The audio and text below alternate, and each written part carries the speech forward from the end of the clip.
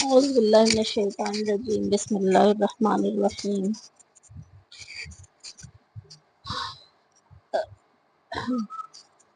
رب اشرح لی صدری ویسر لی امری واحلل عقدۃ من لسانی یفقهوا قولی یا ایھا الذین آمنوا کتب علیکم الصیام کما کتب علی الذین من قبلکم لعلکم تتقون۔ اے لوگو جو ایمان لائے ہو، تم پر روزے فرض کیے گئے ہیں جیسا کہ تم سے پہلے لوگوں پر فرض کیے گئے تھے، شاید کہ تم اللہ سے ڈرو، اللہ کا تقوی اختیار کرو۔ رمضان کی آمد ہے اور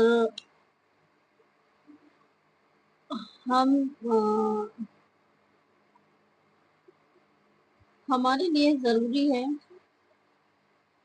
کہ ہم اپنا احتساب کریں کہ ہم نے اپنے روزے کے لیے کیا تیاری کی ہے۔ اللہ تعالیٰ فرماتے ہیں ایمان والوں سے کہ روزے تم پر فرض کر دیے گئے ہیں، تو جو عبادتیں جو ہمارے لیے فرض کی گئی ہیں اس کو کرنا ہمارے لیے ضروری ہے، واجب ہے۔ اس کے کرنے پر ہمیں اللہ تعالیٰ انعام و اکرام سے نوازتا ہے، اور چھوڑنے پر ہمیں اس کی سزا بھی ملے گی، اس کا گناہ ملے گا۔ اس لیے ضروری ہے کہ ہم اللہ کا تقوی اختیار کریں اور تقوی کے ذریعے اپنے رب کی رحمت و برکت حاصل کریں۔ جیسا کہ صحیح مسلم کی حدیث ہے جو ابو ہریرہ رضی اللہ عنہ سے روایت ہے کہ رسول اللہ صلی اللہ علیہ وسلم نے فرمایا، جب رمضان آتا ہے تو جنت کے دروازے کھول دیے جاتے ہیں اور دوزخ کے دروازے بند کر دیے جاتے ہیں اور شیاطین بیڑیوں میں جکڑ دیے جاتے ہیں۔ اور دوسری حدیث میں بھی سیم اسی طرح کی ہے، جس میں جنت کے بجائے رحمت ہے کہ رحمت کے دروازے کھول دیے جاتے ہیں۔ رمضان رحمتوں اور برکتوں کا مہینہ ہے۔ اللہ تعالیٰ فرماتا ہے کہ روزہ میرے لیے ہے اور میں ہی اس کا بدلہ دوں گا۔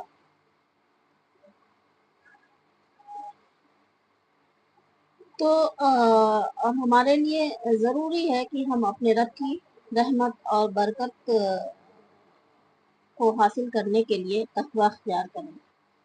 ضرورت ہے کہ ہم اپنا احتساب کریں کہ ہمارے اندر ہم نے اپنے لیے ہمارے اندر کیا خامیاں ہیں اور ہمارے اندر کون سی برائیاں ہیں جنہیں ہمیں درست کرنے کی ضرورت ہے۔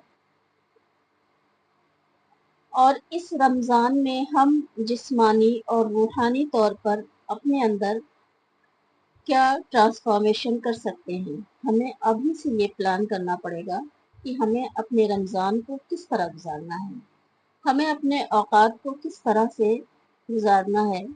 فرض نمازوں کے علاوہ نوافل نمازوں کا اہتمام کرنا، قرآن کی تلاوت کا اہتمام کرنا، ذکر و اذکار کا اہتمام کرنا، تسبیح و تحلیل کرنا، اس کے علاوہ صدقہ و خیرات کا اہتمام کرنا،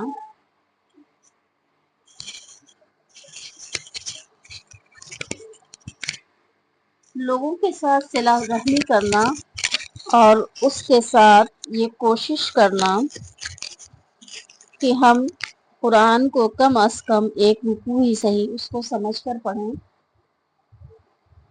رمضان کھانے پینے اور خریداری کرنے کا نام نہیں ہے۔ رمضان میں ہم کو کیا حاصل کرنا ہے، ہمیں اس پر فوکس کرنا ہے۔ رمضان میں ہمیں تقوی اختیار کرنا ہے، اپنے اعمال میں خشوع و خضوع اختیار کرنا ہے، اور اس رمضان کے ذریعے اپنے اعمال کو، اپنے ایمان کو مضبوط کرنا ہے، اور جو اعمال ہم رمضان میں کریں کوشش کریں کہ اس کو اپنی پوری زندگی میں شامل کریں۔ یہ رمضان کے روزے ہمارے لیے اللہ کا بڑا انعام ہے۔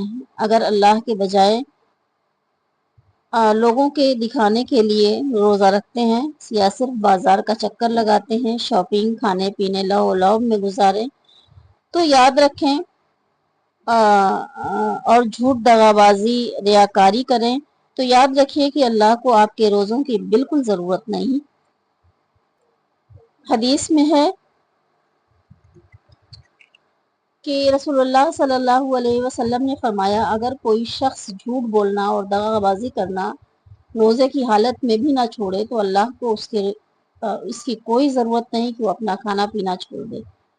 تو کوشش کریں کہ ان تمام چیزوں سے بچیں۔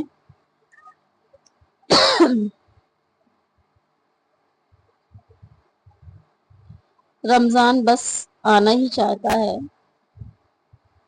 بس چند روز باقی ہیں، ہمیں اپنا احتساب کرنے کی ضرورت ہے، اپنا جائزہ لیں اور اپنے اندر کی برائیوں کو ختم کرنے کی کوشش کریں اور اپنے اندر اچھائیوں کو امپلیمنٹ کریں، صدقات، خیرات، زکوٰۃ کا بہت خاص اہتمام کریں، ضرورت مندوں کی مدد کریں، کوشش کریں جو ہم اپنے دسترخوان کو انواع و اقسام کی چیزوں سے سجاتے ہیں اس میں کچھ چیزیں کم کر کے دوسروں کے دسترخوان کا خیال رکھیں۔ ہمارے ارد گرد بہت سے ایسے لوگ ہوتے ہیں جنہیں کچھ بھی میسر نہیں ہوتا پر وہ کسی کے سامنے ہاتھ نہیں پھیلاتے، خاص کر ایسے لوگوں کا خاص خیال رکھیں اور ہمارے یہی اعمال ہمارے لیے آخرت کا زاد راہ ثابت ہوں گے انشاءاللہ۔ آئیے عہد کرتے ہیں انشاءاللہ ہم کوشش کریں اور اپنے ارد گرد والوں کے لیے مشعل راہ بنیں گے، آمین۔ اللہ ہماری کوششوں کو قبول فرمائے اور ہمارے لیے نجات کا باعث بنائے، آمین۔ وآخر دعوانا الحمدللہ رب العالمین۔